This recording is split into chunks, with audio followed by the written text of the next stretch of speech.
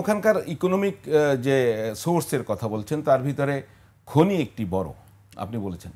ওখানে আপনি কি এটা লক্ষ্য করতে পেরেছেন বা আপনারা কি দেখার চেষ্টা করেছেন যে আফগানিস্তানের মূল ব্যবসা হচ্ছে মাদক ব্যবসা, পপি বিজনেস, পপি ফুলের ব্যাপক চাষ হয়, ওখান থেকে আফিম হয়, সেটিকে আপনারা লক্ষ্য করেছেন? সেটি কি বন্ধ হয়েছে? সেগুলো তো এক সময়ের ইতিহাস।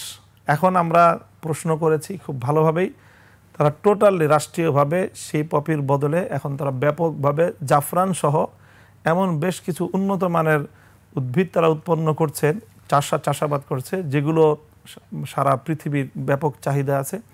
এগুলো তারা আমাদেরকেও প্রপোজ করেছে যে তোমরা আমাদের দেশ থেকে ড্রাই ফুড, এবং বিশেষ করে তারা জাফরানের কথা বলেছে যে ওয়ার্ল্ড ক্লাস, এবং শুধু ওয়ার্ল্ড ক্লাস না, সারা পৃথিবীর সর্বশ্রেষ্ঠ জাফরান তারা উৎপাদন করে।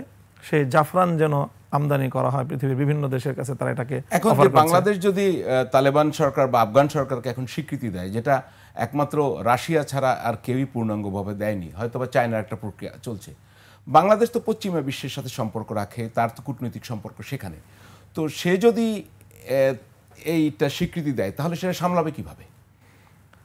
সেটা প্রশ্ন অবশ্যই বাংলাদেশের সেই সাহস আছে কিনা।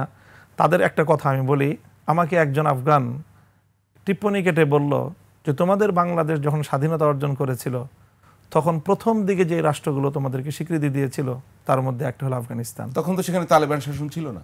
আফগানিস্তান, তারা বলছে যে আমরা এতদিন, এখন আমরা যে রাষ্ট্র, তালেবান রাষ্ট্রের ব্যাপারে যেই রাষ্ট্র এখন আছে, জাতির মধ্যে দ্বিমত নেই কোনো, গোটা জাতি ঐক্যবদ্ধ।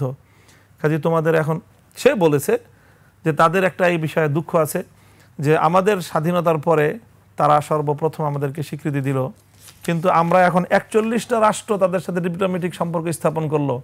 ভারত তাদের সঙ্গে ডিপ্লোম্যাটিক সম্পর্ক স্থাপন করে সেখানকার মাখনগুলো সব খাচ্ছে, বিপুল পরিমাণ সেখানে ভারত সেখান থেকে অর্থ উপার্জন করছে এবং সেখানে বিনিয়োগ করছে। আর আমাদের বাংলাদেশকে তারাই, আমরা যেন সেখানে তাদের সাথে ইনভলভ হয়ে আমরা যেন আমাদের দেশীয় কোনো মানে সেখান থেকে কোনো আর্থিকভাবেও আমরা লাভবান হতে না পারি, সেই জন্য আমাদেরকে চোখ রাঙায়। এটা আমরা বাংলাদেশের দুর্বল পররাষ্ট্রনীতি। এখন তো অন্তর্বর্তী সরকার, আপনারা কি তাদের কাছে দাবিটা কখনো তুলেছেন বা তুলবেন কিনা? আমরা বলবো, অবশ্যই বলবো যে বাংলাদেশের এখানে নিজস্ব স্বার্থ দেখা উচিত। অন্য কারো কথায় বাংলাদেশ তার পররাষ্ট্রনীতি নির্ধারণ করতে পারে না।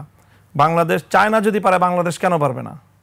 চায়না যদি পশ্চিমা বিশ্বকে উপেক্ষা করতে পারে, বাংলাদেশ চায়নার সাথে তার ডিপ্লোম্যাটিক সম্পর্ক উন্নত করুক, এবং সেটা আছে। এবং চায়না সেখানকার আফগানিস্তানে চায়না বিনিয়োগ করে এবং আফগানিস্তানে বিভিন্ন ধরনের সাপোর্ট দিয়ে বিপুল পরিমাণ অর্থ এবং তারা বৈদেশিক মুদ্রা অর্জন করছে চায়না, বাংলাদেশ কেন করতে পারবে না? এবং যেখানে গোটা আরব বিশ্ব তাদের সাথে ডিপ্লোম্যাটিক সম্পর্ক স্থাপন করেছে, তো বাংলাদেশ কেন পারবে না? বাংলাদেশ কি 41টা দেশের মধ্যে আসার মতো পররাষ্ট্র সেই শক্তিমত্তা বাংলাদেশ রাখে না?